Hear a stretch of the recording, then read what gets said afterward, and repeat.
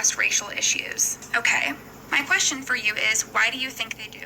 Can you think of any reasons? Because I can think of a lot of reasons, such as imperialism, colonialism, slavery, Jim Crow, segregation, the Trail of Tears, and the genocide of Native Americans, the 13th Amendment, mass incarceration, redlining, voter suppression, unequal access to quality housing, medical care, quality food, cultural genocide, internment camps during World War II. I mean, if you really think of our history, yeah, white people are at fault for a lot of things that happened to people of color, things that still have deep effects to this day. I think it's important that we understand our history and own up to it and make a commitment to do better, to not follow the lead of our ancestors, to denounce and dismantle white supremacy. We can't dismantle white supremacy until we acknowledge that it exists. You can't slay a dragon without first acknowledging that there is a dragon. You can't cure a disease without at first diagnosing it. And our country's diagnosis is a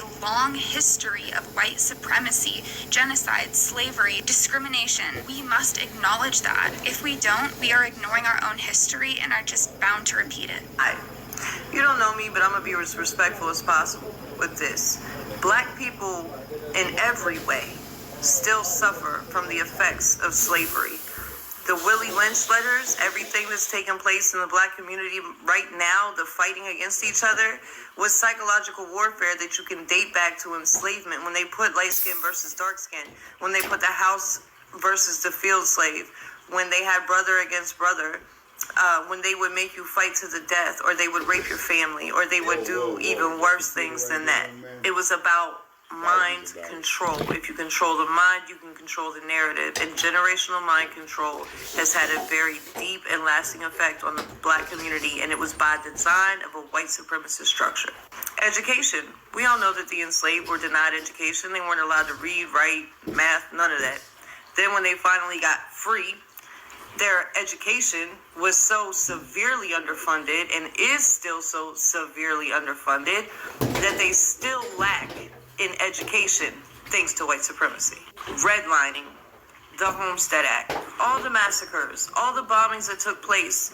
Do you know how many successful, thriving black communities could be here today if white supremacists did not burn them down and bomb them? Do you know the effect that that could have on the black community when it comes to resources and success today? But that was all literally blown away. It's taken from them. Their communities are still highly over-policed. Modern-day slave patrol. Black bodies are murdered every single fucking day in this country. And a perfect example, Tamir Rice. Tell me what he did wrong. Elijah McClain. Tell me what he did wrong. Why did he deserve to die? Ralph Yarl. What did he do wrong? Why did he deserve to be shot? And so many, many, many, many, many, many more. Even in the entertainment industry, black entertainers get a percentage of what white entertainers get, and black female entertainers are even more underpaid. No, I'm not talking about Jay-Z and Beyonce, so why was the government's response to the Black Panthers and an elevation in the black community COINTELPRO? Why did they feel the need to flood the black community with crack and then create a war on drugs to therefore lock them up? Why is it that hundreds of thousands more white people get arrested every year, but far more black people are convicted? We live in a very racist society. You can deny it and justify it all you want. Your white privilege is what allows you to be comfortable in your white ignorance. Be separate, and everything in my society taught me that white people were better than black people. It was taught everywhere. And that's how I grew up.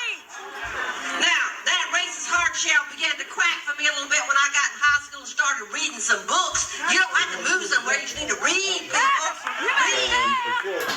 I started reading and began to make some friends, began to crack a little bit, but I'm here to tell you, though it's taken a lifetime of recovery. It ain't come all at once. I'm still recovering. It's deep-seated in there, folks. Now, we don't have that old Jim Crow stuff anymore, but we sure have the new Jim Crow in our criminal justice system.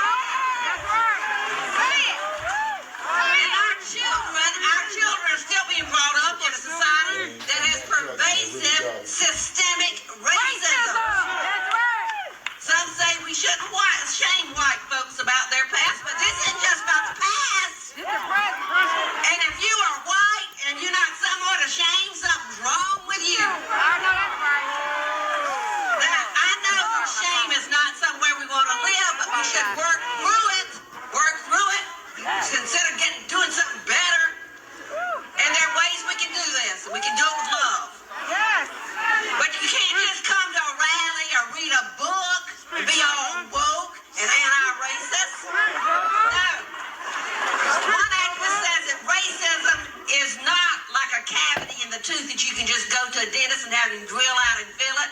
It's not like that. No, racism is more like gingivitis, like gum disease. And if you don't brush and floss your teeth every day, it comes back up. It'll come right on back up. And that's what's happening. And our white folks need to work on this. I see some white folks out there. We need to work on this. Our black and brown sisters don't need to always have to carry this load. We do need to listen to their leadership, but we need to be willing to put our money and put our actions to work every day. Every day to make a difference. You know, you say, I see t-shirts, you say, I want to run with mold. Well, as somebody said about Moles, but he didn't run just 1 or 2 days a week. He ran every day to stay in shape. And we have to train ourselves. If you want to be a part of this work, we need to know that running with mold, as somebody said, is not a sprint. I can tell you myself, I'm 69 years old. It's a lifetime marathon. A lifetime marathon. Now, you do have to pace yourself, and you may need to take a break. We know that because you get awfully tired out, and I know some of you are. But the reason you take that break is so you can get back in there.